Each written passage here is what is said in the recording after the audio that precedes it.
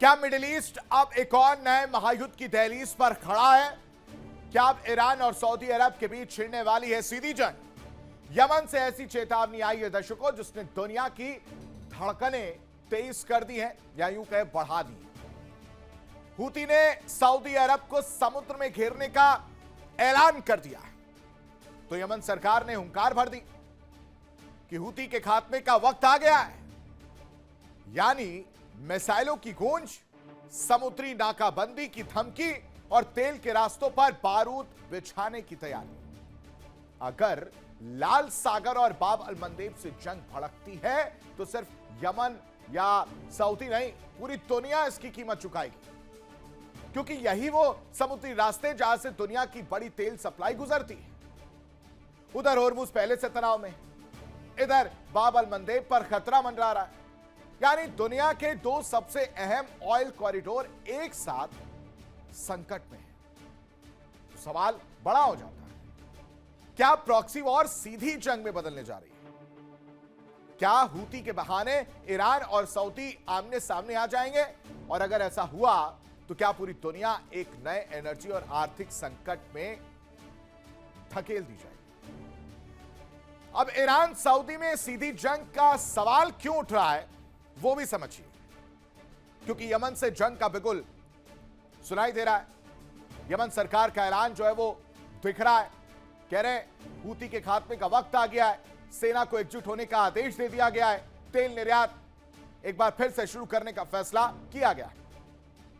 दूसरी तरफ हूती ने भी खुली धमकी दी, कह रहे हैं कि सऊदी पर समुद्री नाकाबंदी कर दी जाएगी, लाल सागर में जहाजों को रोकने की चेतावनी दी गई है, और तो और सेना की घेराबंदी का आरोप लगा है और तुरंत असर से प्रतिबंध लागू करने का दावा किया गया है। फिर आता है पलटवार, कह रहे हैं सऊदी वाले कि अब हर हमले का जवाब मिलेगा, जहाजों की सुरक्षा इसीलिए बढ़ा दी गई है। बाब अल मंदेब पर हाई अलर्ट जो है वो देखने को मिल रहा है। हूती इन सबको सख्त चेतावनी जो है सऊदी की तरफ से दी गई है। इस वजह से हम ये सवाल पूछ रहे हैं कि लाल सागर में खतरा क्या बढ़ गया है? होर्मुज के बाद अब क्या अगला नंबर लाल सागर का है? दो समुद्री रास्तों पर संकट मंडरा रहा है। बाब अल मंदेब बारूद का दरवाजा बन चुका है, शिपिंग रूट पर संकट मंडरा रहा है और इस वजह से नया मोर्चा युद्ध का नजर आ रहा है। ईरान और सऊदी की यह नई जंग क्या कहती है? हूती पर ईरान का समर्थन साफ तौर से नजर आता है प्रॉक्सीज के तौर पर, और दूसरी तरफ यमन सरकार के साथ सऊदी। हूती सऊदी टकराव से तनाव बढ़ गया है। किस तरह से, वो एक एक करके सारी चीजें परत दर परत मैंने आपको बता दी। 11 रातों से बारूद बरस रहा है, उसकी बात करेंगे, क्योंकि मिडिल ईस्ट धधक रहा है, इससे किसी को फर्क नहीं पड़ रहा। और अब जंग एक ऐसे मोड़ पर पहुंच गई है दर्शकों, जहां दुश्मन को रोकने के लिए ईरान अपनी सरजमी को तबाह करने की बात कर रहा है।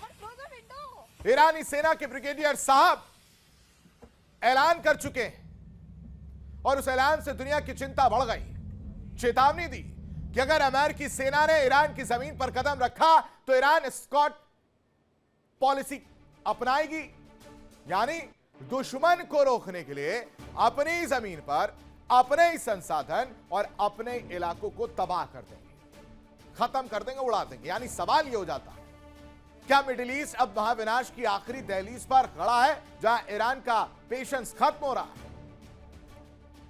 तेहरान का बड़ा ऐलान क्या कहता है वो समझिए। अमेरिकी जमीनी घुसपैठ हुई तो जवाब मिलेगा, और स्कॉट के तहत जो पॉलिसी है उसे अपनाया जाएगा। यानी अपनी जमीन पर बमबारी तक की बात कहने से गुरेज ब्रिगेडियर साहब ईरान के नहीं कर रहे। आखिर ये पॉलिसी क्या है वो समझिए। इस पॉलिसी के तहत दुश्मन के लिए संसाधन नहीं छोड़ना होता है। पुल, सड़कें, गोदाम और सैन्य ठिकानों को पूरी तरह से नष्ट कर दिया जाएगा। यानी अगर आप हार रहे हैं या आपके हाथ से युद्ध निकल रहा है तो पीछे हटते वक्त खुद से ही तबाही मचाना तय कर लिया जाता है, और सिर्फ इसका एक ही मकसद होता है कि दुश्मन की बढ़त को, उसे आगे बढ़ने से रोकना, उसे पूरी तरह से खत्म कर दिया जाए। अमेरिकी सेना घुसी तो कड़ा जवाब दिया जाएगा। कब्जे से पहले संसाधन खत्म करने की चेतावनी दी गई है और इस वजह से जमीनी लड़ाई को सबसे बड़ा खतरा बताया गया, क्योंकि जमीन पर जंग बेहद खतरनाक क्यों है वो समझिए। शहरों में भारी तबाही, नागरिकों का बड़े पैमाने पर पलायन देखने को मिला, अपनी जान बचाकर भागते हुए नजर आ रहे। राहत और चिकित्सा सेवाएं पूरी तरह से प्रभावित हुई। मानवीय संकट गहराता हुआ नजर आ रहा है। इसका खतरा जो है साफ तौर पर देखने को मिल रहा है। यानी सबसे बड़ा सवाल यह हो जाता है कि क्या अमेरिका जमीनी हमला करेगा और क्या ईरान स्कॉट पॉलिसी अपनाएगा? क्या कूटनीति महाविनाश रोक पाएगी? क्योंकि जंग की कीमत हर किसी को चुकानी पड़ रही है, जान माल का भारी नुकसान होता ही, लाखों लोग विस्थापित हो रहे हैं, बुनियादी ढांचा तबाह हो रहा है। नागरिक सबसे ज्यादा इस युद्ध में प्रभावित होते हुए नजर आ रहे हैं। रिपोर्ट देखिए।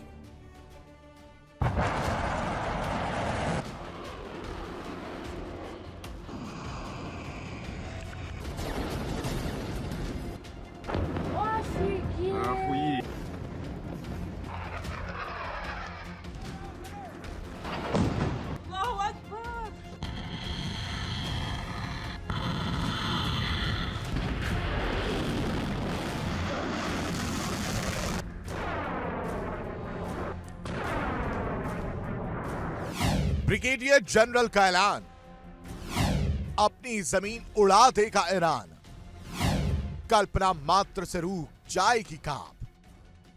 ईरान अमेरिका के बीच जंग ईगो के चक्कर में अब अर्थहीन होती जा रही है। दोनों को ना दुनिया की फिक्र है और ना ही अपने लोगों की। पिछले कुछ दिनों से खबरें आ रही कि ट्रंप ईरान में मिसाइल ड्रोन से भी ज्यादा खतरनाक तरकीब भिड़ाने वाले हैं। ये खबर फैलते ईरान में हाहाकार मच गया। फिर ईरान ने अमेरिका की खौफनाक प्लानिंग का जो हाल निकाला वो सुनकर खुद ईरानी नागरिकों की भी रूह कांप गई। ईरान के ब्रिगेडियर जनरल ने अपनी जमीन उड़ाने का ऐलान कर दिया। दूसरी तरफ ईरानी सांसदों ने अमेरिकी सैनिकों को बंधक बनाने और कुवैत और बहरीन जैसे पड़ोसी देशों पर जमीनी हमला करने की खुली धमकी दे डाली।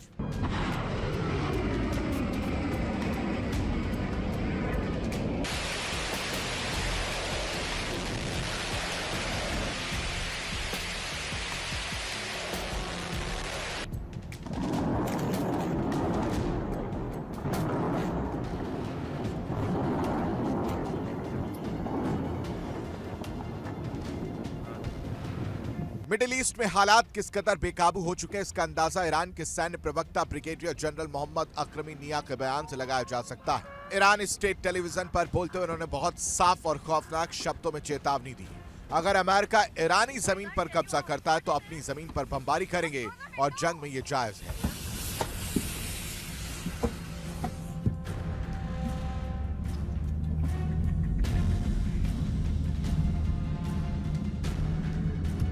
The cars, yeah, they have to wait to move the car.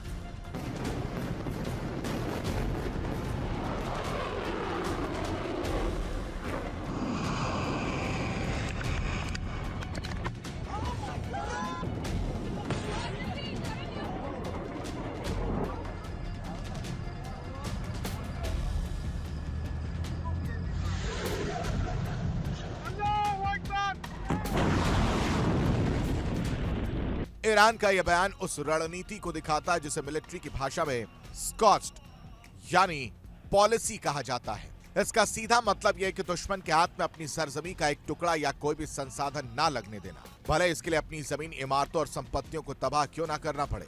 Iran ने साफ कर दिया है वो किसी भी कीमत पर अमेरिकी सेना को अपनी जमीन पर पैर नहीं जमाने देगा, चाहे इसके लिए देश के नागरिकों को कितनी भारी कीमत क्यों ना चुकानी पड़े।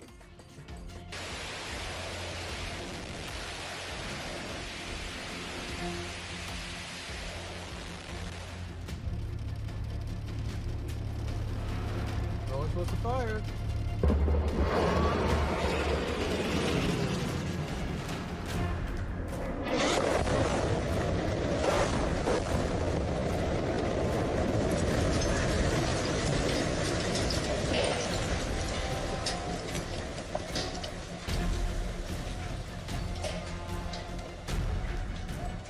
अगर ईरान अपनी जमीन को खाली कराने या अमेरिकी सेना को आगे बढ़ने से रोकने के लिए अपने इलाकों पर बमबारी शुरू करता है तो यह देश के अंदर एक ऐसा मानवीय संकट पैदा कर देगा जिसकी कल्पना मात्र से रूह कांप उठती है। Bureau report, India daily 24/7।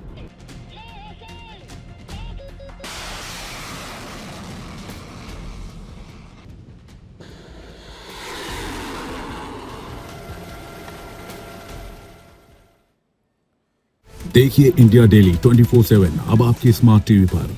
India daily मौजूद है सभी डिजिटल प्लेटफॉर्म पर लाइव और लगातार। इंडिया डेली 24/7 हर दिन राष्ट्र को समर्पित।